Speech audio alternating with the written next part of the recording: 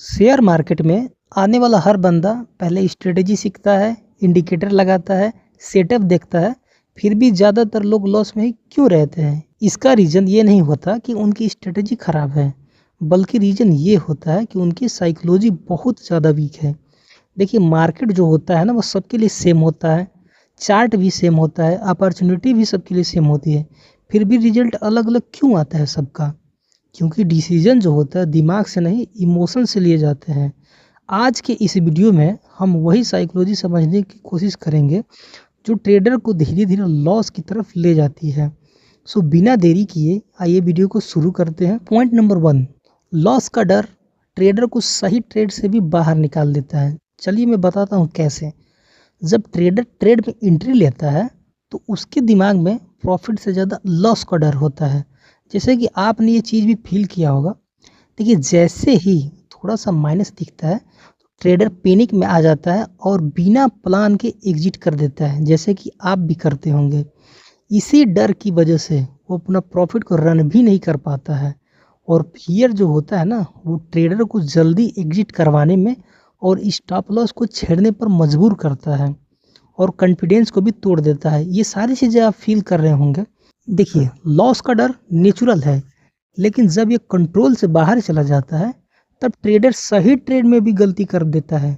जैसे कि आप मान लीजिए अगर आप पहले लॉस किए हैं तो एक सही ट्रेड में भी आप देर तक नहीं बैठ पाएंगे। अब बात करते हैं पॉइंट नंबर 2। प्रॉफिट मिलते ही ग्रीड प्लान को तोड़ना शुरू कर देती है। मैं बताता हूँ कैसे। जब ट्रेड प्रॉफिट में आता है तो ट्रेडर खुश हो जाता है, लेकिन वही खुशी धीरे धीरे ग्रीड में बदल जाती है। जैसे कि मान लीजिए आप कोई स्टॉक्स हो गया या फिर इंडेक्स जो भी या फिर ऑप्शंस हो गया, आप उसमें मान लीजिए कोई 50 रुपीज़ पे बाई किए हैं और वो चीज़ आपको अगर 100 हो जाती है, मतलब कि ऑलमोस्ट डबल हो गया, आप वहाँ पर इतना खुश हो जाते हैं कि आप उसको और होल्ड कर देते हैं। इससे क्या होता है कि टारगेट आ जाने के बाद भी जो आप एग्जिट करना होता है आप नहीं कर पाते हैं। क्यों? क्योंकि दिमाग कहता है कि थोड़ा और मिल सकता है, थोड़ा और मिल सकता है। इसी ग्रीड की वजह से जो प्रॉफिट बुक हो सकता था वो लॉस में बदल जाता है। देखिए ग्रीड जो होता है ना वो ट्रेडर को ये भुला देती है कि मार्केट कभी भी पलट सकता है, और ये सारी चीज़ें आपके साथ भी होती होंगी। देखिए मार्केट ग्रीड को बहुत जल्दी पनिश कर देता है। अब बात करते हैं पॉइंट नंबर 3। मार्केट जब भागती है ना तो ट्रेडर सोचना बंद कर देता है। अब चलिए मैं बताता हूँ ये कैसे होता है। जब चार्ट पे एक स्ट्रांग कैंडल बनता है, चाहे वो ग्रीन हो या रेड हो, तो जब भी वो कैंडल मतलब बनते हो अभी रनिंग कैंडल होता है ना, तो ट्रेडर को लगता है कि अगर अभी एंट्री नहीं लिया तो मौका हाथ से निकल जाएगा। और इसी को कहते हैं फोमो। फोमो का मतलब होता है fear of missing out. FOMO में ट्रेडर बिना सेटअप, बिना कंफर्मेशन के ट्रेड लेने लगता है और अक्सर एंट्री सबसे ऊपर होती है। क्यों? क्योंकि वो जो कैंडल होता है वो ऑलमोस्ट अपना टारगेट कंप्लीट कर चुकी होती है और मार्केट वहीं से रिवर्स हो जाता है। फोमो ट्रेडर को पैसेंस बुला देती है और गलत प्राइस पर एंट्री करवा देती है, जैसे कि आप फील किए होंगे। अब बात करते हैं पॉइंट नंबर 4। एक लॉस के बाद लिया गया ट्रेड अक्सर गुस्से से होता है। अब चलिए इसको मैं बताता हूँ कैसे। जब ट्रेडर को लॉस होता है ना तो उनका फोकस अगले सही ट्रेड पर नहीं बल्कि लॉस को रिकवर करने पर होता है। जैसे कि आप ये चीज़ों को फील कर पा रहे होंगे अगर आप बिगिनर होंगे तब। देखिए इसी सिचुएशन में क्या होता है कि रिवेंज ट्रेडिंग शुरू हो जाती है। रिवेंज मतलब कि कैसे मेरा लॉस हो गया, मैं अभी फिर ट्रेड करूँगा उसको रिकवर कर लूँगा, फिर ट्रेड करूँगा उसको रिकवर कर लूँगा। इसी चक्कर में ट्रेडर जो होता है अपना क्वांटिटी बढ़ा देता है, रूल भी तोड़ने लगता है और बिना सोचे समझे कहीं भी ट्रेड ले लेता है, कहीं भी एंट्री बना देता है।